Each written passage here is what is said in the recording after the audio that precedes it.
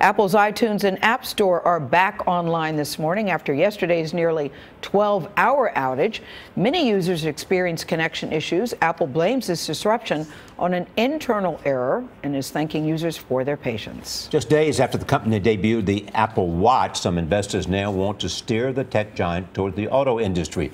Two investors at the annual meeting this week made it clear they want Apple to buy electric car maker Tesla. Apple CEO Tim Cook sidestepped the question. Dan Ackerman is a senior editor with our partners at CNET. Dan, good morning. Good morning to you guys. Is this a serious thing?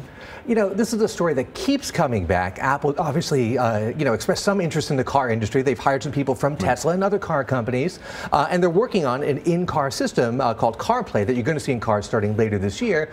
So it's something people keep bringing up, but you can't expect Apple to say, oh, we're planning to buy this company before it happens. If they wanted to, they can certainly afford it. They certainly could, but is that a company that is looking to sell? That's the kind of other half of the equation. That was my question. Is there any indication that Elon Musk is even interested in teaming up with Apple? You know, he's a very iconoclastic guy. I'm not sure that he'd want to work inside the Apple corporate structure, which is very buttoned down. I don't know if Tim Cook would give him, 6 months or a year off to build a rocket ship or do the other things he wants to do.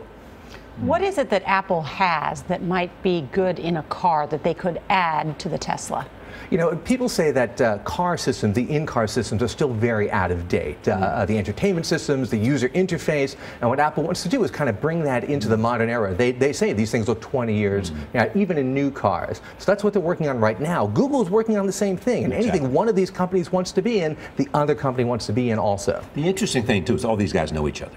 Oh, of course. And they go way back, and they trade employees back and forth all the time. They poach employees. Sometimes they sue each other over poaching employees, and sometimes they're okay with it. Do you get the sense that Apple listens to what the public is saying? You know, Apple's one of those companies that doesn't really need to listen to really the public or to shareholders. Really, they don't have activist shareholders out there like a company like Yahoo does, where they need to go out and appease them. And of course, they play things very close to the vest. So if you see Apple executives talking about cars and their interest in the industry in like interviews, that's clearly a little bit planned.